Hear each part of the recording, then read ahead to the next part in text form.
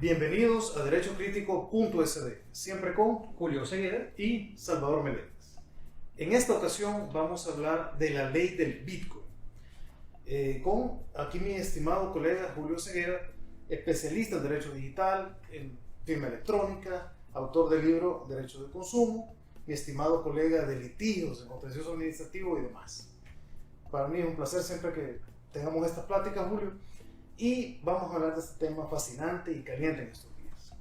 Ahora bien, para manera de introducción, aquí se habla en estos tiempos de que si el Bitcoin es que la marca de la bestia, que el apocalipsis, que el dólar digital viene, el euro digital, el yuan digital, el rublo digital, y que el dinero, como lo conocemos físico, va a morir. En ese mar de situaciones, queremos saber, Julio, adentrándonos ya para que nuestros amigos abogados pues, tomen nota, ¿por qué se llama ley del Bitcoin y no ley de criptomonedas? Muy bien, gracias Salvador, y realmente este es un tema al cual hay que ponerle mucha atención en este momento. Dentro de unos 90 días vamos a tener la vigencia de esta ley, vamos a tener que utilizar este tipo de mecanismos para nuestras transacciones comerciales y por eso tenemos que estar bien informados en esto. Ley del Bitcoin y no ley de criptomonedas. A mi gusto personal, quizás para fines académicos, hubiera sido bien interesante que nosotros tuviéramos una ley de criptomonedas y abordar el fenómeno de una manera más amplia de cómo lo ha hecho la ley del Bitcoin. Sin embargo, para efectos prácticos, lo que se quería era precisamente darle un cierto valor a una de las tantas criptomonedas que existen en el mercado. La primera, la más famosa, la que abrió todo este tema allá por el año 2010, cuando se publica el código del Hashcash. Entonces, sucede precisamente que hay cerca de 2.000 criptomonedas en el mercado que tienen diferentes precios, diferentes mecánicas, diferentes fluctuaciones. Y esas van a entenderse jurídicamente diferentes que el Bitcoin en El Salvador. ¿Por qué? Porque precisamente la ley del Bitcoin le está dando a esa criptomoneda en específico unas ciertas características, un rango de moneda, un poder liberatorio ilimitado, unas características que vamos a comentar de fondo, características que no se les está dando a las altcoins, o sea, monedas alternativas al Bitcoin. Entonces, el Dash, el Tron, el Ethereum, el Petro, todas son cerca de 2.000 o más criptomonedas. Hoy en la tarde tal vez con Salvador inventamos también otra criptomoneda y la metemos en el mercado, cualquiera, porque el código es abierto.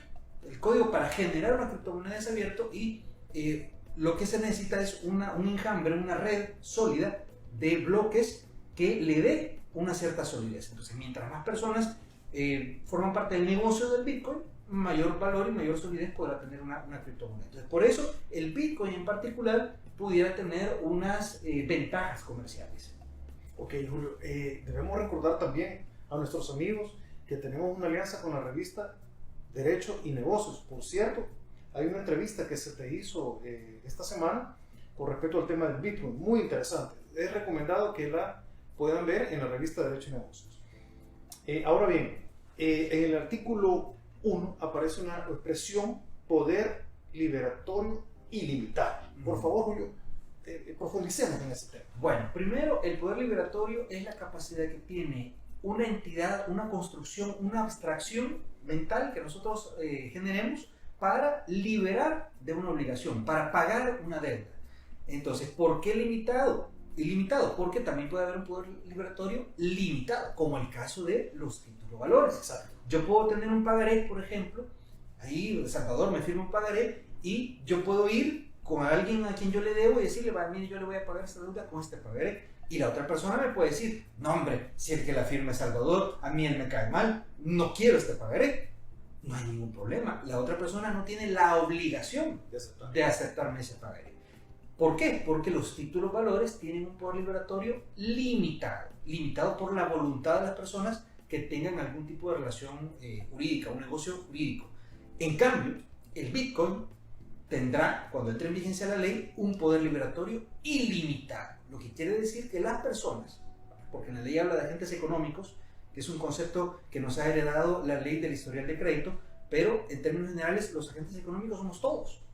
Empresas, personas naturales, personas jurídicas, ONGs, todos somos agentes económicos. Entonces todos estaremos en la obligación de recibir bitcoins para liberar obligaciones de las cuales nosotros seamos acreedores. Ok, ya veremos más adelante si hay por ahí alguna excepción legal que existe. Que la hay. Ya la veremos. Pero ahora también hay algo importante, ¿no? También la ley habla de que esta ley del Bitcoin dice de que es un tipo de cambio. O sea, cuando se refiere a esa expresión de que el Bitcoin es un tipo de cambio, ¿a qué se refiere? Bien, esto quizás tendremos que activar nuestras neuronas del pasado, ¿verdad? Y recordar aquellos días en los que nosotros teníamos una circulación del colón. Correcto. Y un mercado que quería dólares, ¿verdad? Y teníamos casas de cambio. Exacto. Entonces la persona iba a una casa de cambio y decía, mira, aquí están mis colones, cámbienmelos por dólares, ¿verdad? Y entonces estas casas de cambio compraban los dólares baratos y los vendían caros, compraban los colones baratos y los vendían caros. Había una diferencia entre el precio de venta y el precio de compra, y eso es el tipo de cambio, ¿verdad? Todavía nosotros tenemos tipos de cambio. Si nosotros vamos a un banco y queremos comprar euros, el banco nos dirá, mire, el valor del euro ahorita es este. ¿Lo quiere comprar? Sí, como no, muchas gracias, ¿verdad? Y uno va a asumir ese tipo de cambio. Y de nuevo tenemos que referirnos al concepto de los títulos valores, ¿verdad? Porque si nosotros siguiéramos pensando, después de la entrada en vigencia de esta ley, que el Bitcoin es un título valor, no podríamos hablar lógicamente de tipo de cambio, correcto, sino de simplemente una transferencia o una compra de derechos, como lo hacen muchísimas empresas, por ejemplo, que compran facturas pendientes de pago, el factoring, ¿verdad? Que adquieren la deuda que otra persona tiene para que la empresa obtenga una liquidez. Y desde luego, esta compra de quedas o compra de facturas pendientes no las hacen por el valor nominal, sino que por un valor menor, porque ahí está el negocio. Ese no es un tipo de cambio, ¿verdad? Las que van a tener las altcoins no van a ser tipos de cambio. ¿Por qué? Porque no son monedas, porque no son dinero. Mientras que el Bitcoin, cuando entre en vigencia esta ley, sí tendrá el carácter de dinero o de moneda. Y eso nos lleva a preguntarnos qué es lo que lo hace ser una moneda. Exacto, pues la característica, Julio, de una moneda, no una moneda solo electrónica, una moneda en general. En general. ¿Cuáles son esas características? Y no solo es porque la ley del Bitcoin diga que es una moneda, ese es un paso. Los tratadistas en materia económica, porque eso es una cosa curiosa, las leyes no nos dicen que es una moneda, no vamos a encontrar esa definición en el Código de Comercio, o en el Código Civil, o en la Constitución, sino que tendremos que irnos a otra parcela del conocimiento, que es la economía, y ahí vamos a encontrar qué es lo que nos dice que es una moneda. Primero, las monedas tienen que ser unidad de cuenta, lo que quiere decir que tiene que haber una estandarización en la forma de contar esas monedas. Yo tengo que decir un Bitcoin, 2 Bitcoin, 3 Bitcoin, o los satoshis, que son las fracciones de Bitcoin, un satoshi, 2 satoshis. Tengo que poder determinar objetivamente la cantidad que yo estoy transando. No puedo llegar y decir, mire, deme un manojo de Bitcoins, ¿verdad? Una mano de Bitcoins, ¿verdad? O algunos que dicen, que vuelve el cacao también, ¿verdad? No puedo traer una bolsa de cacao, ¿verdad? Porque ¿cuántas hay ahí? Tiene que ser unidad de cuenta. Y el Bitcoin es unidad de cuenta, ¿verdad? Porque es 1, 2, 3, yo puedo contar cuántos son.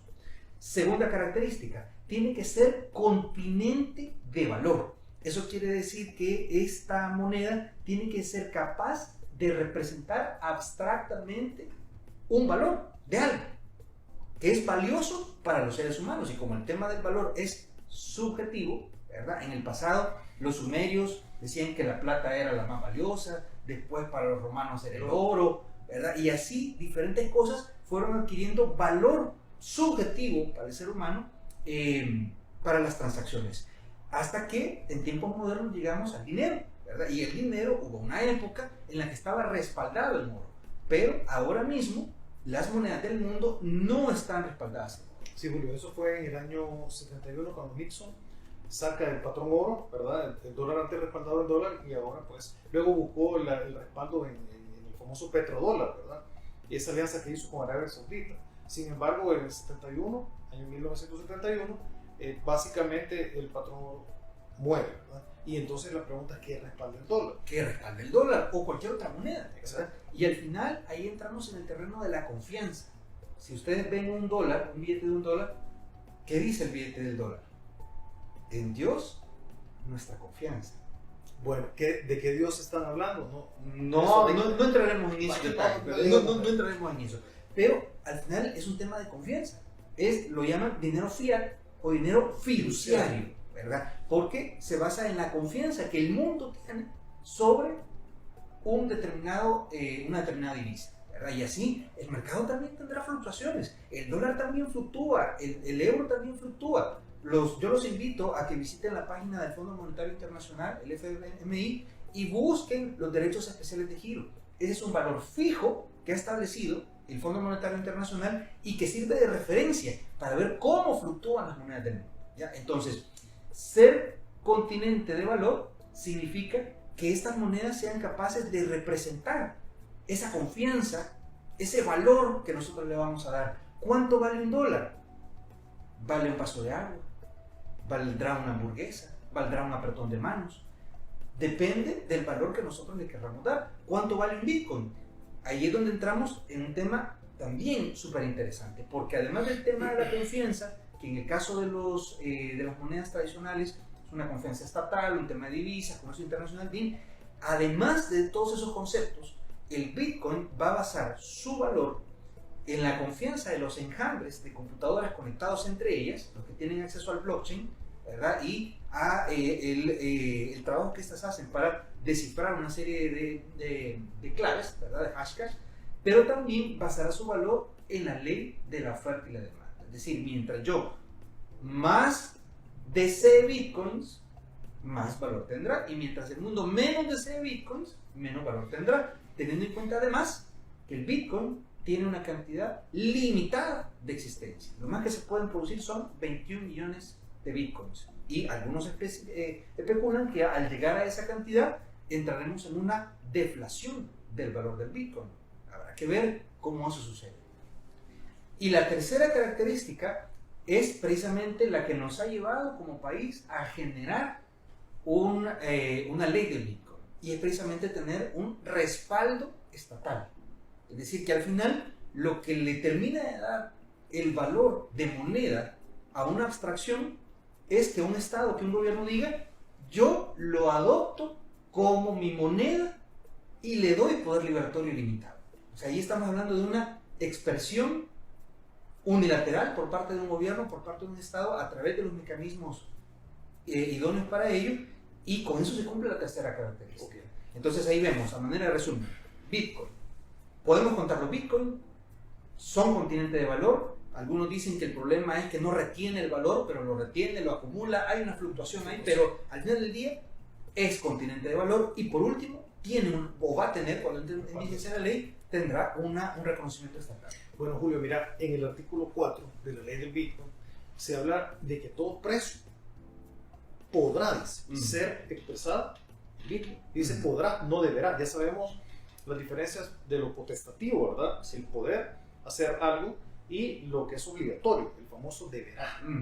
Dice podrá, es decir, vamos a ir a los negocios, centros comerciales, y dice podrá ser expresado en Bitcoin. Por ejemplo, un televisor, un carro, tanto Bitcoin vale, qué sé. Pero ¿por qué dice podrá y no deberá? Bueno, hay probablemente dos razones por las cuales el legislador decidió escoger la palabra podrá y no deberá. Asumamos que fue una decisión consciente y no una serendipia, pero hay dos razones principales. Primero, porque nosotros vamos a entrar en un multimonetarismo, correcto, ¿verdad? Porque tenemos todavía un valor del dólar como moneda, del colón, ahí está, ¿verdad? En la ley de integración monetaria sigue el colón teniendo una vigencia. Y en el mercado también, en el mercado cuartel lo puedes encontrar ahí. Ahí están, sí, con el micado, ¿verdad? Pero ahí está, ¿verdad? Está el colón, está el dólar, y ahora el Bitcoin. En septiembre tendremos también el Bitcoin. Entonces, un comerciante, un tendero, va a poder venir y decir: ay, mire, esta justicia se la vendo en $10. O va a poder decir... Pero no estás hablando del sistema judicial. Digamos que no. Vale. Entonces, este tendero te va a decir: yo le vendo esta estatuilla de la justicia, aclarando mejor, en $10. O podrá decir: se la vendo en un satoshi. Okay. Sí, eso será claro, ¿por qué? Porque las dos monedas tienen curso legal. Lo que no podrán hacer, lo que no podremos hacer los comerciantes, los empresarios, los que brindamos servicios al público, es no poner ningún precio. ¿Verdad? Porque eso sí lo establece la Ley de Protección al Consumidor en el artículo 27, que uno de los datos esenciales para la comercialización es el precio.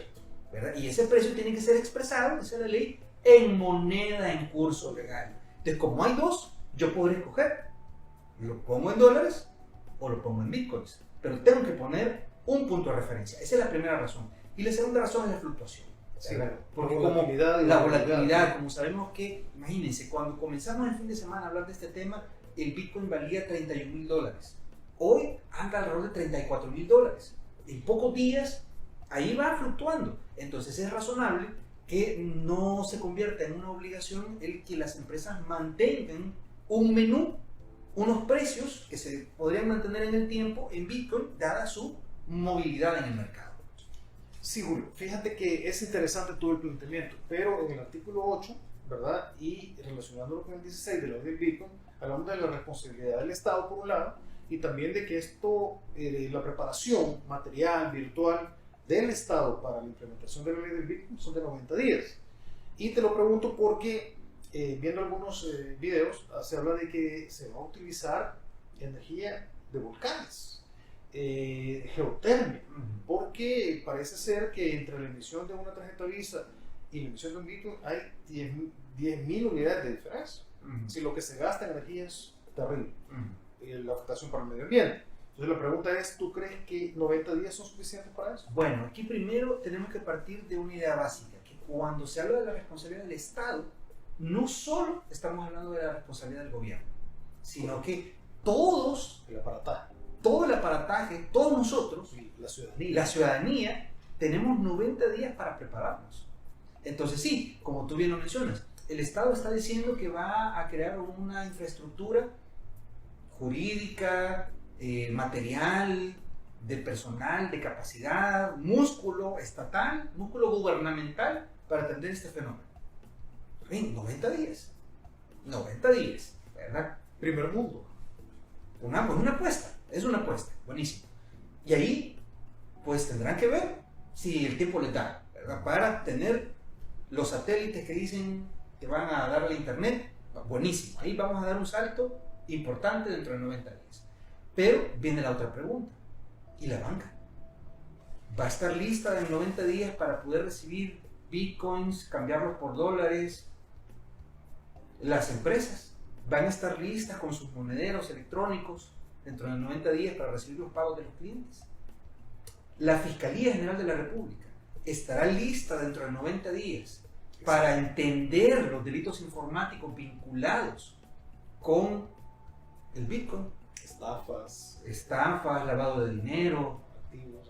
Sí, es decir, hay una preparación importante que todos tenemos que subirnos a ese tren, porque ya está aprobada la ley y solo estamos esperando que entre en vigencia. Pero aquí hay un tema fundamental, Julio, es el tema también de la famosa brecha digital. Sí. Si esto es de carácter obligatorio, estamos hablando aquí del tema de los excluidos de toda la vida, de las normativas en El Salvador. Un país con una pobreza bastante fuerte, ¿verdad? Con una educación básica lamentable, ¿verdad? Esos temas que ya en los índices de recursos humanos, pues ahí están, no estamos hablando de otra cuestión que no sepamos, pero estamos hablando ahora de no solo entender cómo funcionan las redes, el internet y demás, sino meternos ya en el tema Bitcoin, con el tema de la brecha digital. Sí, este tema también tiene sus complicaciones, ¿verdad? Sabemos que, por ejemplo, según el último informe de desarrollo humano del PNUD, dice que la brecha digital en El Salvador es de alrededor del 30%. O sea, únicamente el 30% de la población en El Salvador tiene acceso a internet de alta velocidad, ¿verdad? Y luego a ellos hacen una inferencia que eso precisamente son las personas que tienen acceso a utilizar el internet de una manera más dinámica, ¿verdad? Y los demás nos quedamos quizás un poco al margen, ¿verdad? de las posibilidades. Un país que solo el 30% de las personas está en condiciones de utilizarlo, ahí hay un tema importante, ¿verdad? Ahí hay un tema al que hay que ponerle atención. Ahora, este dato del PNUD también contrasta con otro de la CIGED, que dice que en El Salvador hay más de 10 millones de líneas celulares activas. Eso quiere decir que hay casi un celular y medio por habitante, no por adulto, no por persona, no, por habitante. O sea, los niños ya nacen con un celular, ahí vienen en el cordón umbilical. Vos das un poquito y sale el teléfono. Entonces, y muchas de las transacciones en Bitcoin probablemente no sean utilizadas a través de una computadora, sino que más comúnmente a través de un dispositivo móvil. Entonces ahí tú tienes un contraste, un analfabetismo digital, pero un acceso a tecnología masificada, ¿verdad? Entonces de nuevo volvemos a hablar del reto. ¿Serán 90 días suficientes para que las personas comprendamos el negocio? Porque hay muchos que todavía están pensando que el tema Bitcoin es hacerse rico con la especulación de la moneda. Y esa es una forma, es una manera de utilizarlo. Pero, ¿cuántos de nosotros nos hemos vuelto ricos especulando con el valor del dólar? Muchos de nosotros ni siquiera entendemos realmente cuál es el concepto de la moneda fiduciaria y no hemos entrado al mercado bursátil de este tipo de cambios. No lo hemos hecho y utilizamos dólar. Ya, entonces, hay un reto que nosotros tenemos que cumplir. Para nosotros subirnos a este tren, el Estado darnos las condiciones, ¿verdad? El gobierno darnos las condiciones para entenderlo, hacerlo bien y aprovecharlo de la manera en la que podamos hacerlo. Sí, Julio, pero fíjate que también la misma ley contempla una excepción. Una excepción. Es decir, digamos que dice conocer evidente, ¿verdad? Que la persona o el público y notorio, pues el hecho de que no pueden accesar o acceder a estas tecnologías, tenemos esa situación que dice que no se le va a aplicar la normativa, este carácter obligatorio, sí. que básicamente creo que por lo menos ahorita sería la mayor cantidad de la población. Si nos vamos al tema de la brecha, estaríamos hablando de un 70% de la población que estaría en esa condición de no poder, no de no querer, sino de no poder. Ahora, como tú lo mencionas, esa condición de evidente puede ser evidente, pero eso habrá que, y perdonen la cacofonía, habrá que evidenciarlo en algún momento, ¿verdad? Entonces eso parte de una persona que diga, mire, fíjese que yo fui a la tienda de la niña Juanita, quise comprar unas charamuscas con mis satoshis, y la niña Juanita no me quiso recibir el Bitcoin. ¿Y entonces qué voy a hacer? ¿Cuáles son las sanciones, Julio? Porque hay una cuestión fundamental acá, ya entrando al tema. La ley no contempla sanción alguna. Sí, infracción, perdón, y sanción. En un reglamento sabemos, por principio de reserva de ley, que no se puede hacer. No va a aparecer, esperemos que no, Julio, un reglamento con infracciones y sanciones, ¿verdad? Sabemos que eso no procede. Pero, bueno, hablando jurídicamente, sin embargo, en esta ley me aparece un catálogo de infracciones y sanciones para aquellos que no quieran recibir. Esa es una vuelta de tuerca que hubiera sido interesante, ¿verdad? Incluirlo. ¿Por qué? Porque ahora mismo únicamente podríamos atender este tipo de problemas de una persona que no quiera recibir el Bitcoin a través de órganos judiciales o administrativos previamente establecidos. Por ejemplo, podríamos tratar de elaborar que la Defensoría del Consumidor le va a poner una sanción a una persona que no acepte el Bitcoin, porque aceptar el Bitcoin es una condición natural a las transacciones comerciales. Entonces tendríamos que elaborar que haya una especie de incumplimiento de contrato o de práctica abusiva, ¿verdad? Pero estamos usando analogías. Claro, ese es un tránsito. Y ya sabemos que el derecho sancionador no funciona así. Ese es un tránsito complicado, ¿verdad? Entonces la otra vía que nos quedaría sería la vía judicial. Y decir, mire, si es que esta persona está en mora de recibir. Y hacer un juicio, unas diligencias de pago por consignación. Ahora, ¿se imaginan ustedes hacer una diligencia de pago por consignación por una señora que no le quiso vender una Coca-Cola, estamos hablando de... Sí, una bebida, sí, o lo que fuera, ¿verdad? No se lo quiso vender y no le quiso vender. Es justicia prohibitiva. Eso es justicia prohibitiva. Entonces, tenemos un problema en esta ley y hay que decirlo. Es una vuelta de tuerca que vale la pena que se retome el aparataje de vigilancia que debe implementarse, de sanción, de infracción y sanción que debe estar plenamente establecido en la ley, ¿verdad? Y hay una oportunidad, ¿verdad? En estos 90 días de revisar ese tema y de hacer los ajustes necesarios. Julio, con el tema del artículo 14, ahí se menciona que el fideicomiso va a ser administrado por Bandesal. Entonces, esto deja afuera a los otros bancos.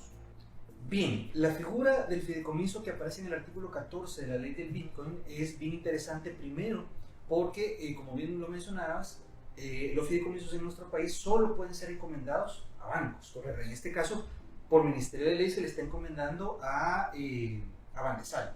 ¿Para qué? ¿Verdad? Eso tendremos que esperar a que se emita el reglamento para respondernos claramente eso para qué es. Podemos nosotros empezar a esbozar una suerte de garantía, por ejemplo, de que haya la posibilidad de que al menos una institución en El Salvador esté recibiendo bitcoins y los cambie por dólares, ¿verdad? Para que no haya tampoco una escasez en esto, hay una suerte de reserva. No será exactamente una reserva o una garantía de depósito como en el caso de la banca en los depósitos de este tipo, pero sí será algún tipo de garantía en el mercado para que el Bitcoin circule con cierta normalidad, ¿verdad? Ahora, también venían algunas situaciones con esto. ¿Podrán los otros bancos ser fideicomisarios? La respuesta es que sí, ¿verdad? Porque ahí tenemos la normativa para constituir otro fideicomiso con los fines que establezcan los fideicomitentes. ¿Verdad? Pueden hacerse, solo que tendrán que hacerse con la ley respectiva y a través de los procedimientos de toda la vida, ¿verdad? Solo que este fideicomiso en particular se le está encomendando a Banresal, ¿verdad? Con un propósito bien específico que es asegurar el funcionamiento del Bitcoin en el mercado. Bueno, Julio, queridos amigos, nos damos cuenta que estos temas son apasionantes, un poco difíciles de entrada de entenderlos cuando no se tiene una base técnica, jurídica, económica. Es un poco complejo, ¿no? Hemos hecho un esfuerzo para eso. Yo sé que es una de tus especialidades. Me he dado la tarea de ver millones de videos para poder entender un poco la situación. Yo sé que tú tienes una especialidad en esto y es muy fácil para ti, pues, entender muchas dificultades, ventajas y desventajas de la normativa y demás. Pero, ¿qué pasa con el ciudadano común? La señora que vende tortillas, que vende tomates y cebollas. Para terminar, unas palabras finales sobre esos temas. Bueno, definitivamente que como país tenemos un gran reto, ¿verdad? En comprender todo el mundo jurídico, ¿verdad? No solo en el tema del Bitcoin, sino en todas las cosas que nos regalan nuestros padres de la patria, ¿verdad? De repente se emiten unas normativas y uno trata de hacer unos grandes esfuerzos para darle algún sentido lógico, ¿verdad? Y ese es un problema que hemos tenido toda la vida, ¿verdad? Hay normativas de normativas, ¿verdad? Entonces, el ciudadano común vamos a recibir unos efectos, ¿verdad? De que el Bitcoin esté circulando en la calle, de que tengamos que transitar hacia una mayor digitalización, ¿verdad? La crisis sanitaria nos dio un empujón para volvernos digitales, pero esta es otra muestra, este es otro paso más que tendremos que dar. Y podemos nosotros desgastar nuestro tiempo en decir si es conveniente, si no, si va a pasar esto, va a pasar lo otro. Eso es un ejercicio importante, tratar de predecir el futuro, ¿verdad? Cómo esto nos va a afectar. Pero lo cierto es que, como le preguntaron una vez a Tomás Alva Edison, mire, ¿y la electricidad qué es? Entonces, sabiendo él con quién estaba hablando, le digo, la electricidad es, úsela. Entonces, en estas mismas condiciones estamos ahora. Habremos algunos que no vamos a entender todas las dimensiones, todas las aristas de las complejidades que tiene el Bitcoin, pero es una realidad. Entonces tendremos que informarnos con y sin ley. Claro, con ley tenemos un pasito más, porque por lo menos hay una cierta seguridad jurídica, hay un respaldo, hay un fideicomiso, hay un poder liberatorio. Ya nos han regalado algunas cositas que son interesantes, ¿verdad? Pero lo cierto es que tendremos que buscar asesoría para saber cuáles son los riesgos, cómo cuidarme, cómo no meterme en problemas, cómo evitar el tema del lavado de dinero, cómo evitar el tema del uso ilegal, los delitos conexos con el Bitcoin. Son esfuerzos que tendremos que hacer. Un esfuerzo, un piso, que ahora estamos obligados a pararnos sobre él. Y como tú dices siempre, hay que formarnos con pasión y ejercer con honor. Y simplemente, recordando a Maquiavelo, el cierre de todos los programas. No confundir el ser con el deber ser. Gracias y bendiciones totales. Para servirles.